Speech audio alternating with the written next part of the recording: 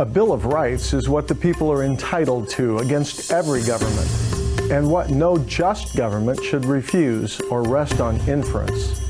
Hello, I'm Alan Scholl, Director of the Freedom Project, sponsored by the American Opinion Foundation.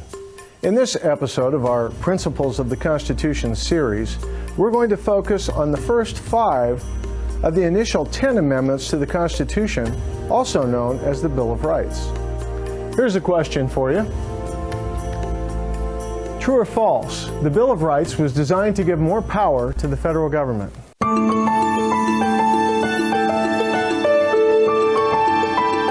The answer is false. The Bill of Rights was actually designed to put limitations on government. To start off with, I'd like to bring in our friend Dr. Smith. Doctor, tell us, did the Bill of Rights give Americans rights? According to the Founding Fathers, the Bill of Rights did not create rights for Americans. Most of them would believe that the rights that we have are what they would call God-given rights.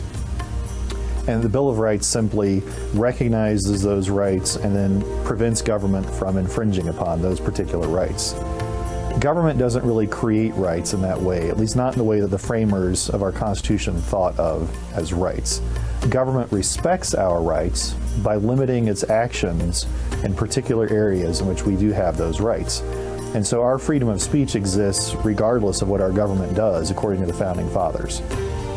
Our government respects our freedom of speech by not passing laws that infringe upon that freedom of speech. And so government doesn't create the right, government merely recognizes the right as defined by the Bill of Rights. Thank you, Dr. Smith.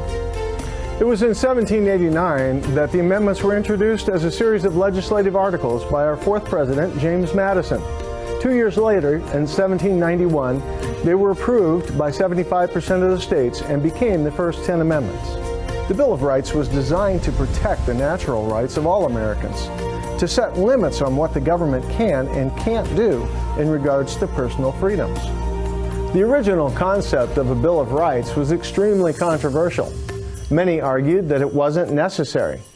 One such person who argued that it wasn't necessary was Alexander Hamilton, who said, "Here, in strictness, the people surrender nothing, and as they retain everything, they have no need of particular reservations." In other words, Hamilton feared that by listing specific rights, any rights that weren't listed might be lost. Someone who was very much in favor of a Bill of Rights was Thomas Jefferson, who said, "Half a loaf is better than no bread. If we cannot secure all our rights, let us secure what we can." The Bill of Rights reserves all rights not mentioned in the Constitution to the people themselves or the states.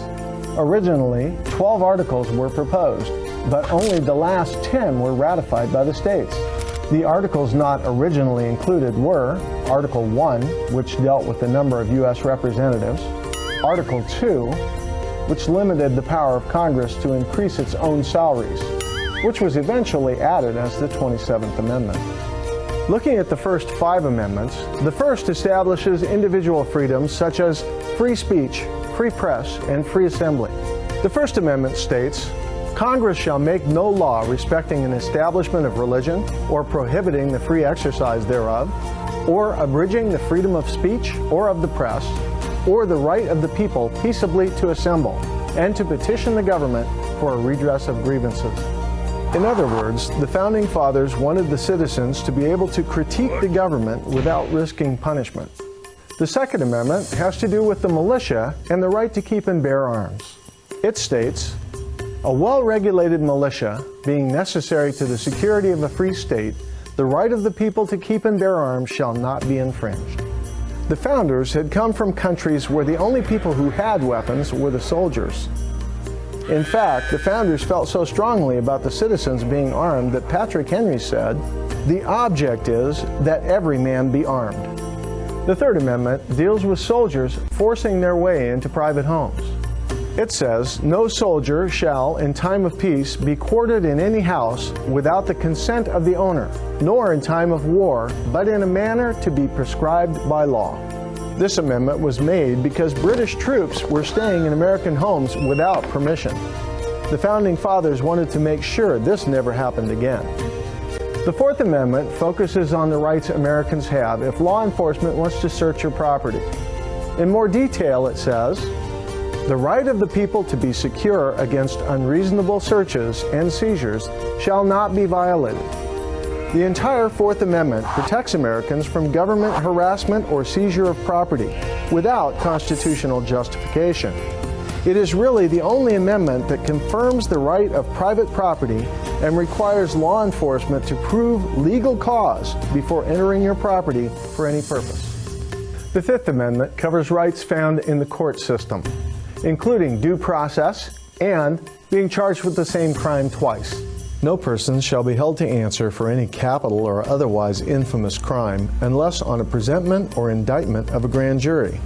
Nor shall any person be subject for the same offense to be twice put in jeopardy of life. The Fifth Amendment also protects citizens from testifying against themselves, and it protects personal property. Did you get all that? Let's find out. Question 1, true or false? The Bill of Rights gave Americans rights.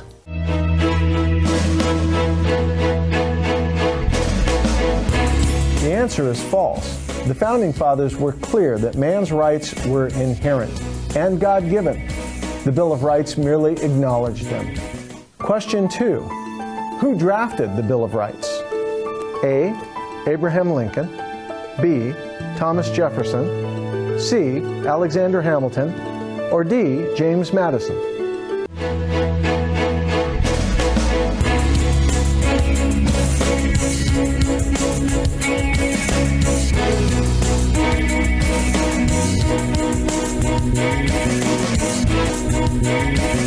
The answer is D, James Madison.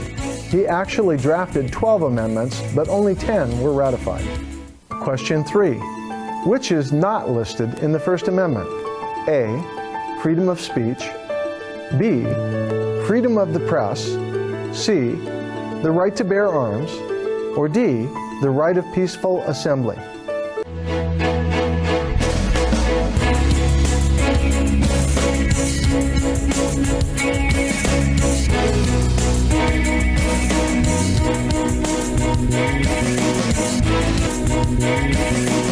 And the answer is C.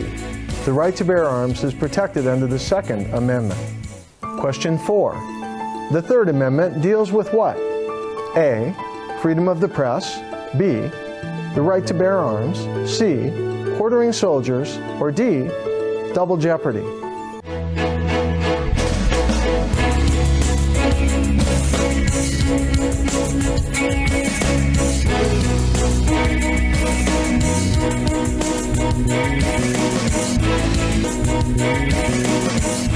The answer is C, quartering soldiers. The founders wanted to be sure soldiers stayed in designated barracks and not people's homes. Question 5. The Bill of Rights contains what? A, the first 12 amendments. B, the first 10 amendments. C, the first 8 amendments. Or D, the first 5 amendments.